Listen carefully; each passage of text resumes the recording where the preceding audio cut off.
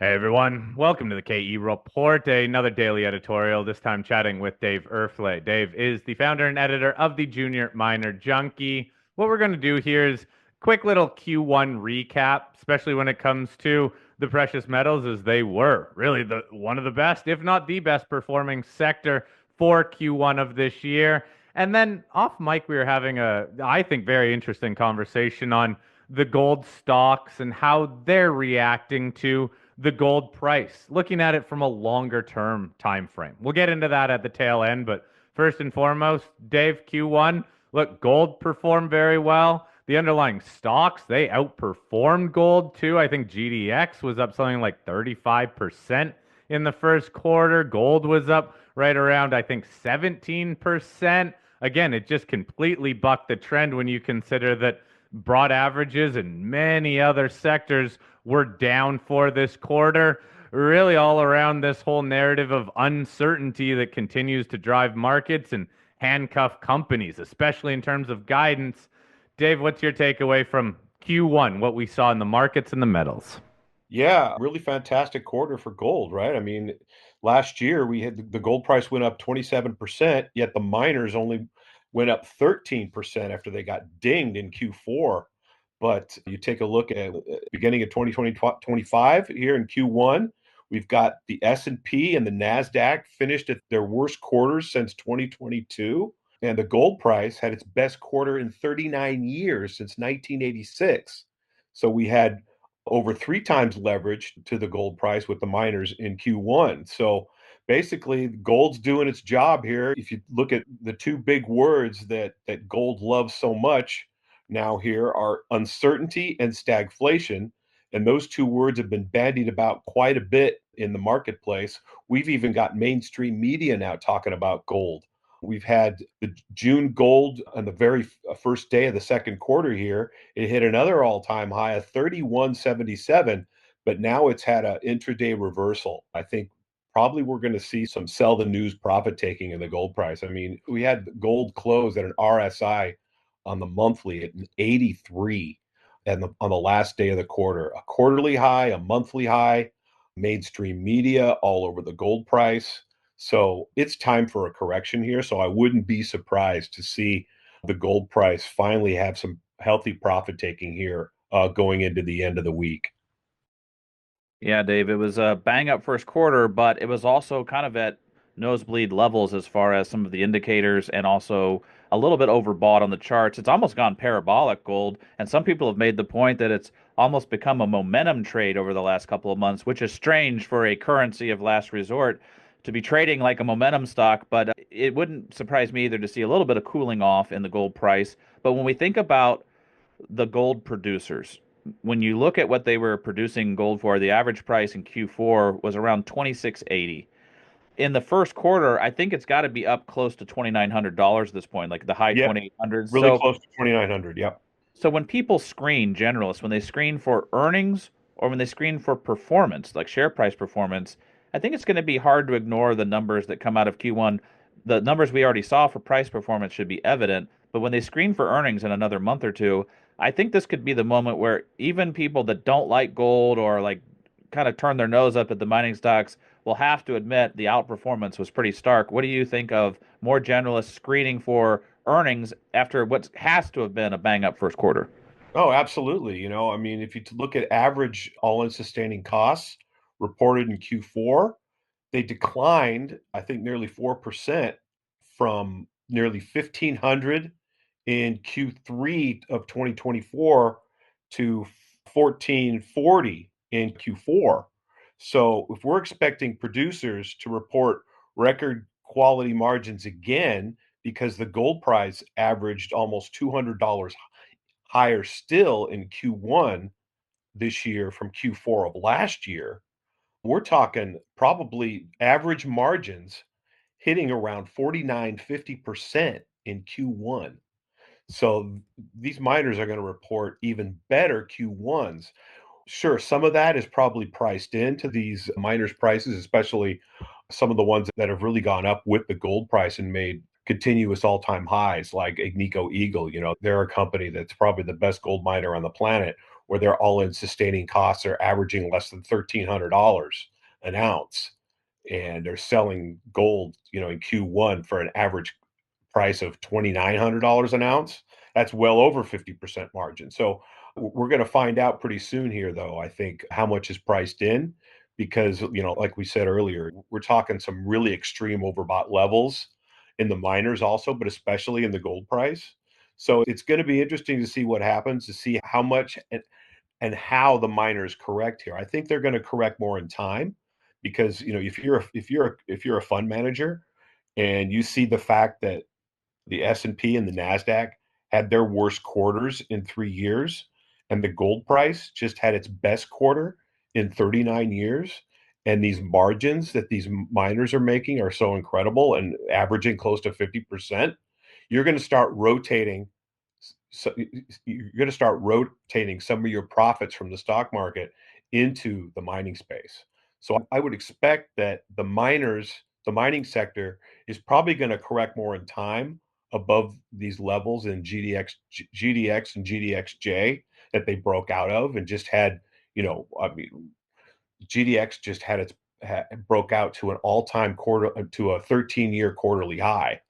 So, like I said, I would expect to see the miners correct more in time, and these prices that they broke above 43 in GDX and 54 in GDXJ, I expect them to probably be tested, but I expect the weakness to be bought. Well, I guess we will see, because one thing that I think we've seen in this market is that if gold even flatlines, the stocks do correct. Q4 was a tough quarter for the stocks, but then gold really took off in the first quarter and the stocks outperformed in this first quarter. That ties into that discussion we were having about the underlying equities here, and a couple points that we were talking about. One being the whole question of investors. If they were to enter the gold space, why would they even bother going into the gold stocks when they could use the gold ETFs, even the leverage gold ETFs, to provide that leverage on gold? And the other factor being, look at what happened when these ETFs for the stocks were launched. The HUI was launched back in 1996. I think taking the date from the GDX and GDXJ, though. GDX came in May 2006, GDXJ in 2009. Quite frankly, you pull up a GDX to gold chart, when they launched, that was the high point of this chart. And outside of a few runs in 2008, 2016, and 2020, the stocks haven't outperformed for a prolonged period of time. And again, that's the real difference I find with gold stocks. Is it's not like the tech sector. There isn't a tech spot price. There are tech stocks and tech ETFs that follow the stocks. Gold is different, where there is an investment opportunity just for gold. And as we've seen, the stocks have, in the long term, simply underperformed gold, except for these few very short periods of time, 6 months, maybe a year at most. Dave, what does this mean to you, though? We're so concentrated on the underlying gold stocks, and we're waiting for investors to fly into these gold stocks, but maybe they'll just fly into the gold ETFs and use that as their investment. Yeah, well, we're already starting to see that happen, right? We're seeing generalist investors coming into gold ETFs more. And yeah, you take a look at the GDX to gold ratio, it's pretty much flatlined, you know, since for the past decade. And I think a big reason for that is the stock market. The stock market has performed so well that investors really don't want to take a chance on risky gold stocks, right? I mean, Well, and Wall gold's Street been doesn't killing have it for the last decade. Sorry, but yeah, gold's also up 3 times. Right. It is killing it. But if you take a look at the margins for the gold stocks, I mean, inflation was going up and the gold price was basically going up with inflation. But as far as the costs were going up higher. So you had the gold price, which is finally what it's doing now, is the gold price is now outpacing inflation. So this is why you're having the miners do so well here, because their margins are increasing, because their costs have pretty much flatlined while the gold prices continue to go higher. But over that past decade, those margins really weren't increasing. But if you take a look at tech stocks, especially, They were doing so well. So investors were like, okay, why should I bother getting into risky gold stocks when I could do really well with tech stocks and I could do really well in the stock market and also make dividends at the same time? Well, miners are now paying dividends and they have got really healthy balance sheets and they've got these huge margins. They're making gobs of money. And now that the stock market is rolling over, and what's leading the stock market rolling over is AI and tech, which are the two sectors that we're taking the most away from the gold space. I think that's going to change now because, like I said earlier, if you're a fund manager and you take a look at Q1, what did well in Q1, what did really well in Q1, and it was gold stocks and it was gold. And it wasn't the stock market. And we see that they see the stock market is really overvalued. Will it continue to roll over here? Should I get some money should I get my investors into the gold space? And we know how tiny this gold space is. It doesn't take much doesn't take much rotation into this space to really move the needle, but it really hasn't happened yet. If you take a look at the volumes on the GDX and GDXJ, they're still going lower despite the fact that they're both breaking out to higher levels. Well, Dave, I really want to hone in on this issue of margins because we have heard for a long time that costs were going up, and that's true, and that margins were compressing, and that when we saw that 2020 rally, that's when gold got up to, I think the margins were $880, something like that. So in the mid 800s, and then they started falling into the 600s and 400s 2021 through 2023. But last year, we saw margins finally break up to the highest levels they've ever been. The fourth quarter margins were the biggest they've ever been in the history of gold mining. And so, by that rationale, we should have had gold miners surging in the fourth quarter, and yet they weren't. And now in the first quarter, it's undeniably like some of these margins are $1,300, $1,400, $1,500 an ounce. That is insane. That's double what they were in 2020. And yet, just yesterday, GDX closed at 45.97. The 2020 peak was 45.78. Gold is tacked on $1,000. Because that was when gold was 20.89. Now gold was 31.50 yesterday. So gold is tacked on over $1,000. The margins are the fattest they've ever been, and GDX just got to the same level it was in 2020, not even close to where it was in 2011. And if you look at GDXJ, it's even worse. We've heard that explained away that Newmont and Barrick were laggards, but GDXJ doesn't have Newmont and Barrick, and it hasn't even eclipsed its 2020 peak yet. With GDXJ, we'd have to still go up, another couple dollars to even get back to where it was in 2020, and it'd have to triple to get back to where it was in 2011. So if the margins are so important, why are we not seeing gold stocks in the GDX and GDXJ, the producers, breaking out to all-time highs instead of just barely creeping across the 2020 peak? Yeah, because it's not just the margins that are important. It's the other thing I touched on. It's the fact that generalist investors still aren't coming into this sector. So we need investment capital to come in, and it just hasn't happened yet. I mean, I think it's starting to happen. But like I said earlier, if you do a barometer to look at would be a good barometer would be the stock chart of Newmont. Right, it's got this 2.5 year inverse head and shoulders pattern that it's created, and the neckline is 55, and the volume really hasn't started to go up yet because that's the largest, most liquid stock. It's the only gold stock in the S&P 500. So that's the stock that generalists are going to get into, funds are going to get into first when they start coming into this sector in size. So that's what we need to pay attention to, and that volume really hasn't gone up yet.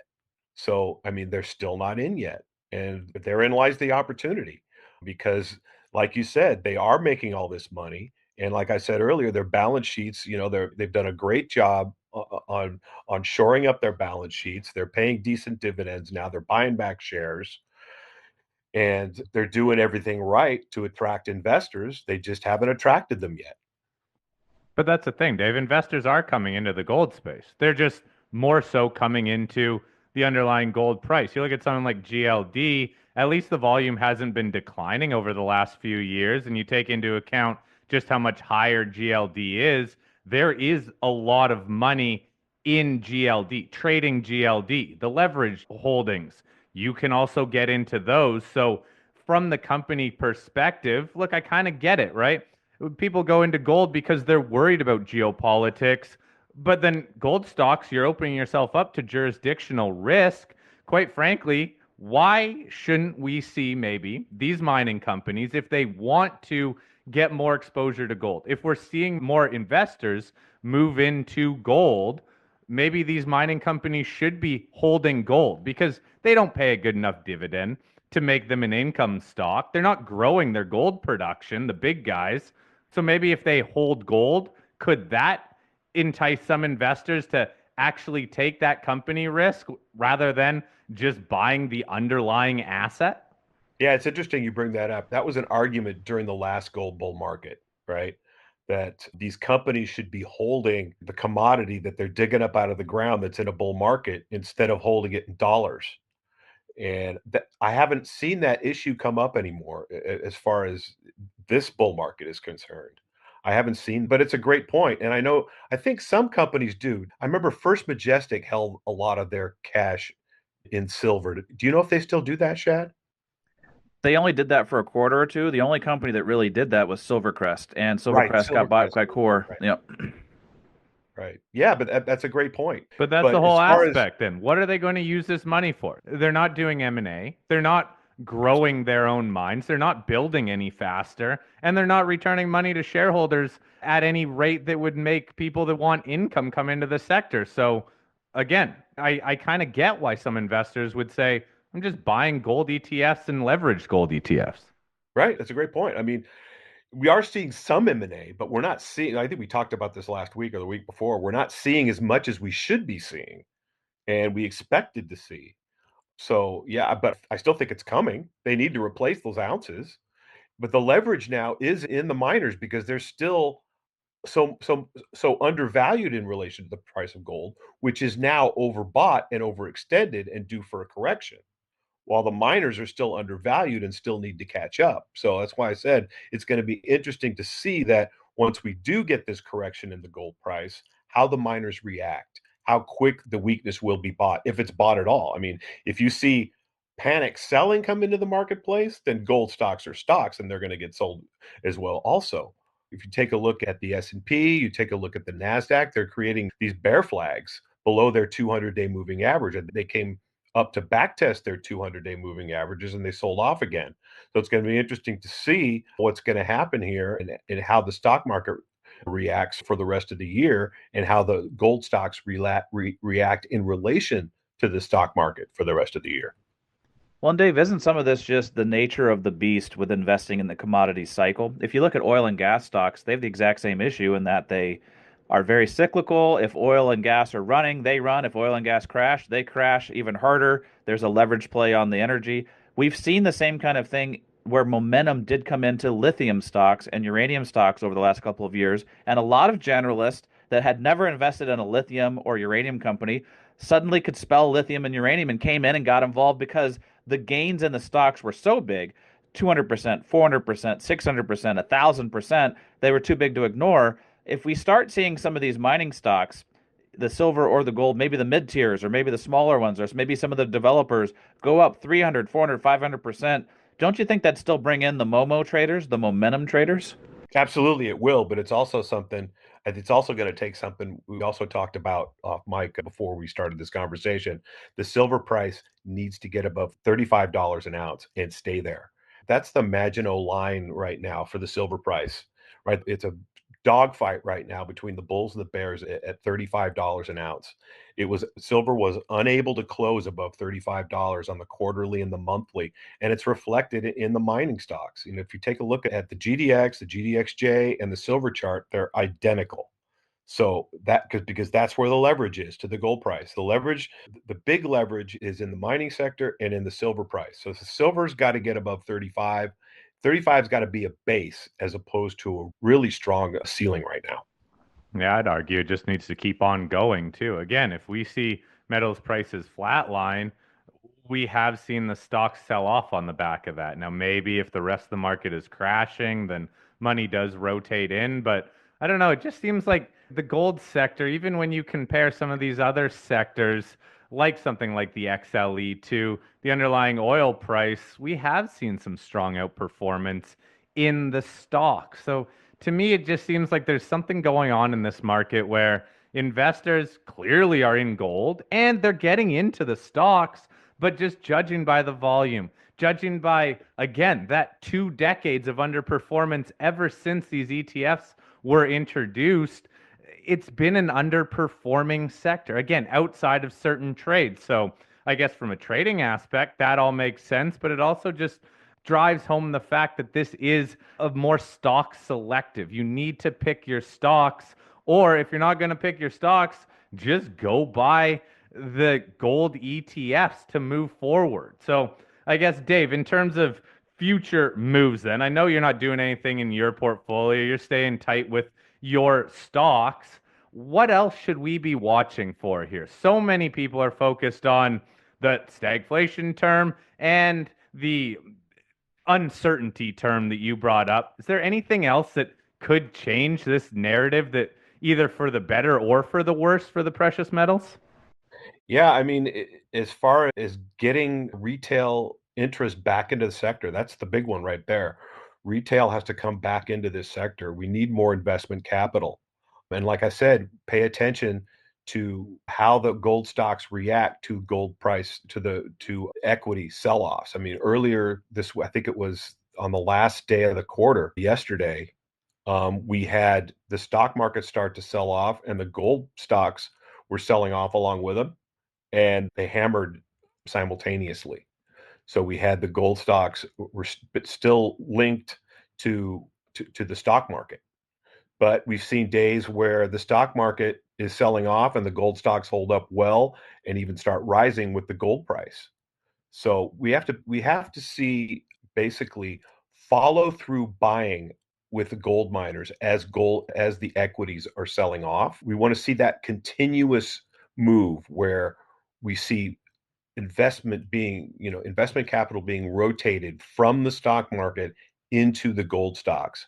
And we really haven't seen that on a consistent basis yet. We've seen it somewhat in some stocks, like the equity I brought up earlier in Agnico Eagle, and there's several stocks, several majors that have been going up and making all-time highs with the gold price. Several royalty companies are doing the same thing, and several juniors are doing the same thing. Fortunately, I own several of those juniors in my portfolio in the stocks that I cover for my subscribers.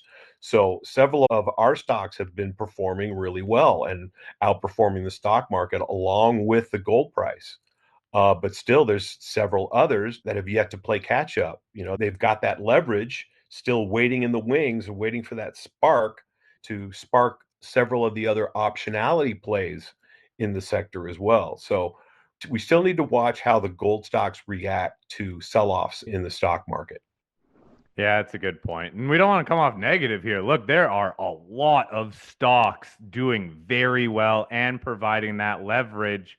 It just hasn't been that rising tide lifting all boats. But in all fairness, when that does happen, especially for the juniors, especially for those optionality plays, that's usually a top of a market. So right now, hey, let's just keep seeing gold run higher. That's good for these stocks. And the better ones are definitely showing you chart wise that they are the better ones, because boy oh boy, they just continue to outperform, again, on the back of their underlying commodity price going much higher, and investors clearly taking note. But yeah, it hasn't been that rising tide lifting all those stocks. But that being said, there's a lot of stocks out there that are so-called precious metals stocks that don't even really have any precious metals component to them. So also something to consider.